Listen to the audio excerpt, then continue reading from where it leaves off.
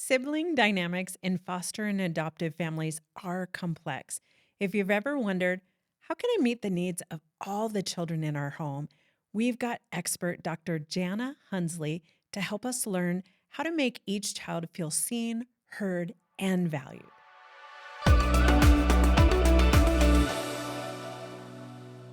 Okay, can you tell us a bit more about your connection to the foster and adoptive space?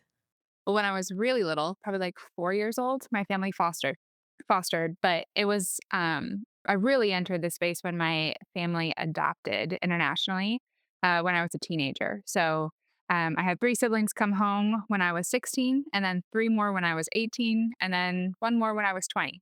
So, 7 siblings came home through adoption in 4 years, and it was also at a very critical time in my life where I was trying to figure out what am I gonna do for the rest of my life, and so I had originally had other plans for what I wanted to do with my career, but living life with my siblings made me realize just like there is nothing I'm more passionate about than children who have histories I didn't deserve and had no control over. And so that really is what kind of spurred me on to dedicate my career to families post placement. Were your parents able to meet the needs of all the children in the home when they added 7 pretty much overnight? I was, as a 16-year-old, was under the impression that I was just adding 3 adorable little boys to my family. I was gonna have these little brothers, everything else was gonna stay the same, and I and my family quickly realized that was not the case, and, everything about our family, about our life changed overnight, and so there was just a lot of loss in that, like, the way our family operated together, what we did together, how we functioned, um, it just everything shifted to need to be centered on my 3 new brothers because that's where the fires were, and so that's where the energy and the focus had to be, um, plus just that experience for me, I was able my brother and I were able to go overseas with my parents to bring my brothers home, and so that experience also just obviously really shifted a lot in me as a person as well, um, and so there was just a lot of loss and a lot of change, that we were not prepared for, I was not prepared for, um, and then also just really I mean, for in many ways, it was my first experience with some of the really intense brokenness in the world. Seeing where my brothers slept, seeing what their life was like, knowing their histories, watching those histories play out in their behavior every day. They had a lot of aggression and a lot of violence because of what happened to them. And so just witnessing that and experiencing that was like, just I don't know, it was mind-blowing, and shifted so much, but my parents were all of their energy had to go to survival also, and trying to take care of these 3 little boys that just came into our home and our care, and that was all consuming for them, and so just naturally, myself and my brother, who were still living at home at the time, we kinda got shifted to the back burner, but even I would say not even that we just got shifted to the back burner, but we also and I share this a lot when I speak, like, I kinda became a parent overnight, like, I no longer functioned as a daughter. I became like another caregiver, both a support from my parents, but then also helping to be another set of eyes for my brothers that had just come home. And that was an overnight shift when they came into our care. And so a lot that just immediately changed and shifted. And there wasn't really time to talk about it or even be aware of it. It was just purely survival. Yeah, and as you reflect on it now and as you've done some research studies with some other, children who had similar experiences to yours, what do you wish your parents would have known? What do you wish they would have done? Again, hindsight is 2020, but what do you wish you could deposit into parents now? Yeah. Anchors. It's what I always talk about. That's really what a lot of my research led to.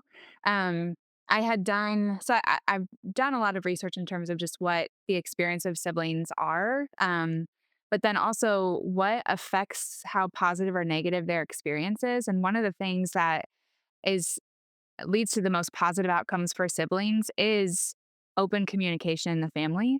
And so just having having a space where we can talk about our feelings, we can talk about how we're struggling.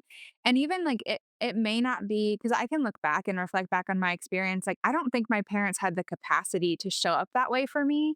But I think creating some anchors where there was somebody else I could have talked to, where there was somebody that was a mentor or a family member, somebody who could be a support to check in on me and see how I'm doing and have a space where I can get out of the house in the chaos and be with other people, and feel still like I can be a normal kid. But also just some of the other anchors that I have developed just through my research is also just finding ways to still have one-on-one time with the parent and the child, like how to figure that out so that you can often have to bring from your village to figure that out. But having, even if it's once a month, having some one-on-one time with each of your kids so that they're still getting that connection to their parents and they're just not completely losing that in all the chaos. But also and then also finding ways to have family rituals, like having ways where it can serve as an anchor of like, this is what we do as a family, and we're gonna keep doing this as a family. So in the midst of all the change and all of the hard, we still have some consistency. Not everything about who we are and how we function has to change, but we have some things we can point to, that help us connect, help us play together, help us just be together as a family unit and be more cohesive in the midst of lots of change and lots of hard. Yeah, can you give an example of what a ritual might be? A few examples that I often give, one is having like a Friday night movie night where you do Friday night movie and pizza or something, where that's what your family does every Friday night. And I say that as like every family is different, and some families like we don't are not all home together on Friday night. So it's not about like what the specific ritual is. It's more so looking at, okay, in a week, like where is there some time where we can connect as a family? And maybe movies are the best, yes, right now because everyone can kind of zone out and just be there, but maybe it's going for like a Sunday afternoon hike or a like Saturday morning all getting together and having pancakes and like just being together as a family and starting your weekends off together like that. Like whatever it just things like that that just serve as like these are anchors that we have where we all are together as a family connecting. Love it. Those are great examples. We're a pizza movie night family for sure. You kind of hit on two other things that I want us to dive into.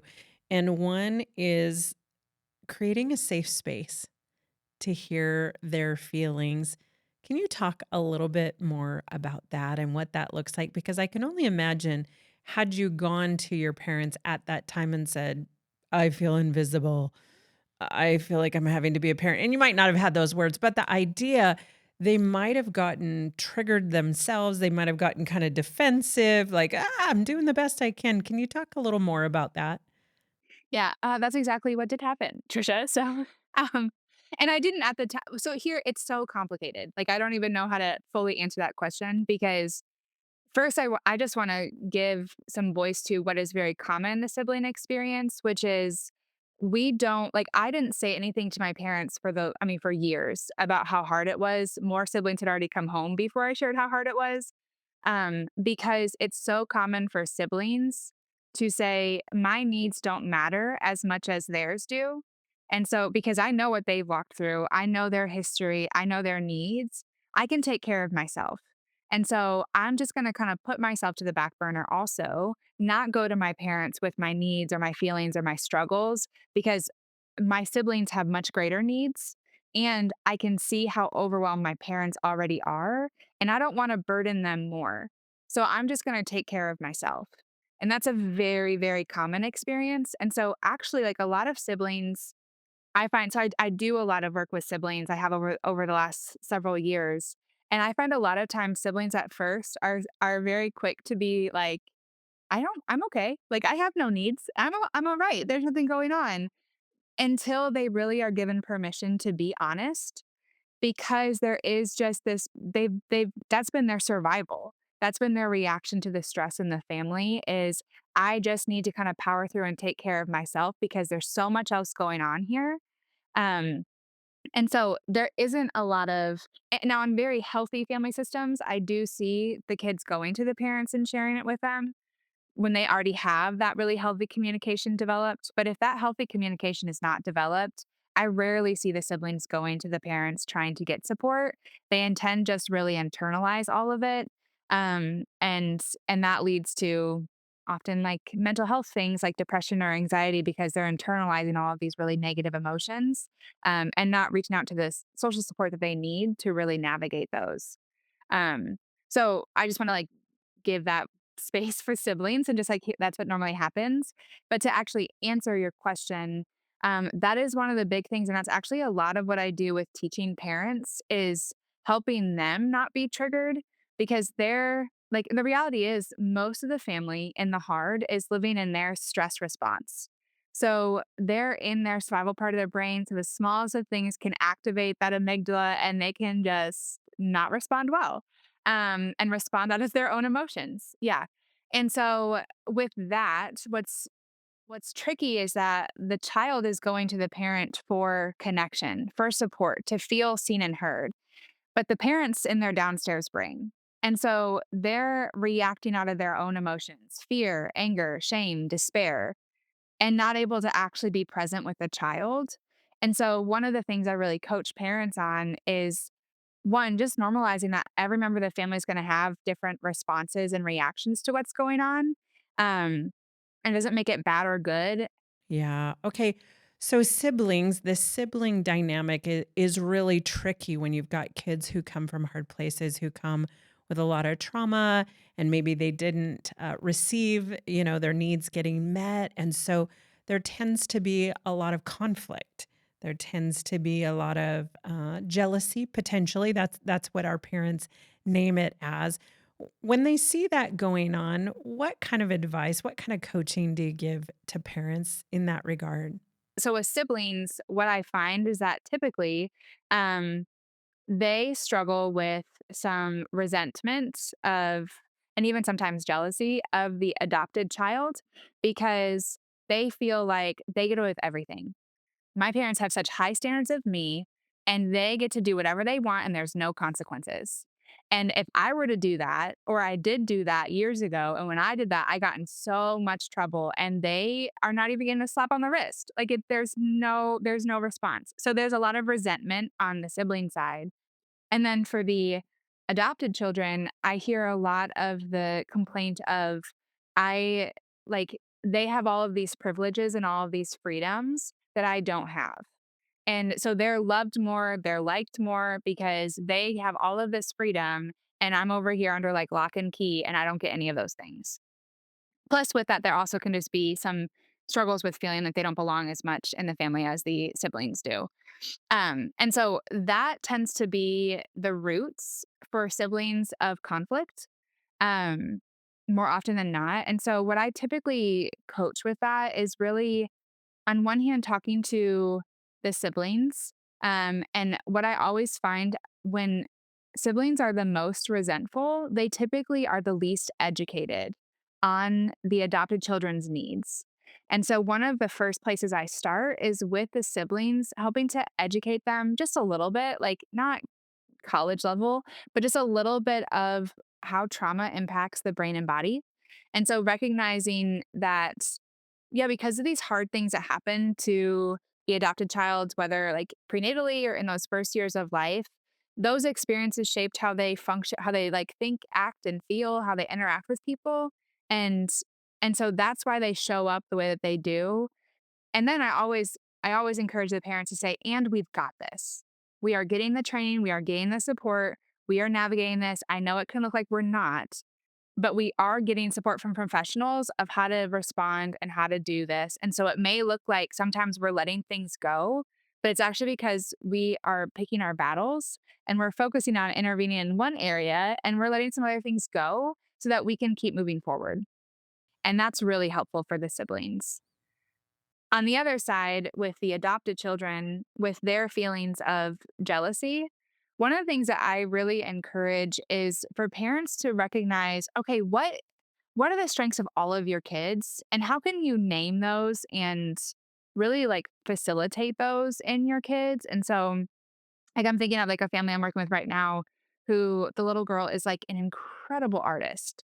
She's got a lot of heart in a lot of other ways, but she's an incredible artist that gets to be named and praised all the time in this girl, that she is like so gifted in this and that she gets to take these art classes and gets to do all of these things to pursue art. And so she has this special thing that makes her feel loved and valued, even though there's lots of behaviors, lots of other hard things. And so when parents can name and see, like, okay, here are some beautiful strengths in each of my kids that make them all unique and different, and then also facilitates the pursuit of those strengths in each of the kids, I find that that really helps to minimize some of those feelings of they all have these special privileges and I don't, because that uniqueness of each person is celebrated. And so there's more emphasis on that, the strengths and uniqueness, than on you're the one that has all the behaviors and all the difficulties, so you don't get any of the privileges anyone else does. If we have a parent who's listening and to be honest, they're feeling a bit of a conviction, they're like, oh my gosh, didn't see that, haven't, darn it, that perfectionist kid over there. You've tapped at healthy communication and you've tapped at it a few times. What would be a really tangible, really practical first step that they could take today to move towards healthy communication in the family? So this is a great question. At these family camps that we did, I started using just I call it good, hard, better. It's just a communication tool that I made, which essentially is having a conversation that's just like, "Hey, I just wanna name that there has been good and hard in this process for us, and I'm so sorry for the hard. The good doesn't make up for that hard, like, I am really sorry the hard has happened to you. I never intended for that." Um, and to name, like, "Here's some good things I've identified that's happened through our experience of this, and here's some," and then to ask them, what has been some good experience or what has been some good that's come from you through this experience?" And when I say experience, I really mean like the adoption, foster, kinship, whatever the placement process has been for the family. Um, and then to say, here's some hard things that I have recognized. And to ask them, like, what have been some hard experiences that you have had through this? And then to end it with, what could make this better? And for the parent to first say, like, I've heard, X, Y, and Z can be really helpful to make this better. What do you think could make your experience better? And I've found that siblings can go there when they have pretty tangible questions and somebody's modeling it's okay to name that and say that, then it also like they do usually have answers that are pretty easy to grasp onto. And what I encourage in doing the good, hard, better exercise is also making sure that you end that conversation with a very tangible and practical way to make it better. And the reason why I touch on one-on-one time so much is because over the 6, 7 years now that I've done that, um, the number one answer I receive from siblings is, "I want one-on-one time with my parents." And so they feel that they're hungry for having time and attention from their parents. And so I always like before we end that conversation, I work with the parents and the child to figure out very practically, okay, what are you going to do for them to get one-on-one time? So then in that moment, that child's need is getting met and they know it's going to be met. It's not like, let me think about this or, okay, that sounds like I see that's a need. Thank you for telling me. Instead, it's an opportunity to build trust right there of thank you so much for sharing a need because as a parent, I recognize it's extremely hard for them to be sharing a need with me right now. And I'm going to figure out how to problem solve this and make it feasible and sustainable for the season of life that our family's in. Because happens a lot where it's like, okay, I'm going to like make this happen. We're going to go out once a week for coffee. And then it's not actually sustainable. And so being realistic about what that looks like and making that plan with the child, I find to be very helpful for a first step. So you had said kind of up at the top that there was a lot you didn't know that you wished you would have known. So if you have, 15-year-old Jana sitting before you and you now know what you know, both personally and professionally, what would you tell her? What do you wish she knew? Mm. I could probably cry thinking about that question. Um, Because the first thing that comes to my mind is I'm like literally getting teary-eyed. I've never been asked that question in all my years of being interviewed. Um, I wish that she would have had permission to still be a teenager. Like, I think that's the biggest thing because I jumped into a parent role, immediately, and I gave up my teenage years for my siblings and for my family. And so I just wish that I still would have had permission to be a kid. A similar question, a similar vein. If you could sit your parents down, back in those years, 15 to 20, and you'd have had time without an aggressive siblings right there banging at the door and all the things that likely would have happened. If you could have sat them down and just said, here's what I need. Here's what I wish you knew. If you could have found your words, which very likely you couldn't have at that time, quite Mhm. truthfully, what would you have told them? The first thing I think of is just like I would have asked for attention. Like I just would have said like, "Hey, I need to be what I need is to be seen sometimes." But honestly, when you first started asking the question of like if you could sit them down and share something with them, like what I would want to share is we all need help. And like you can't do this alone. So you need to bring some people in and find some people to help with this. And just like this is really hard and complicated. And just because you parented these other kids successfully, like myself included, does not mean that you can do this successfully because it's an entirely different thing that you're doing. Dr. Jana Hunsley, we're so grateful to have been with you. Thank you for being so vulnerable, so transparent, and allowing God to redeem what was a really hard season for you and turn it into gold for our parents. Thank you. It's a pleasure to be here.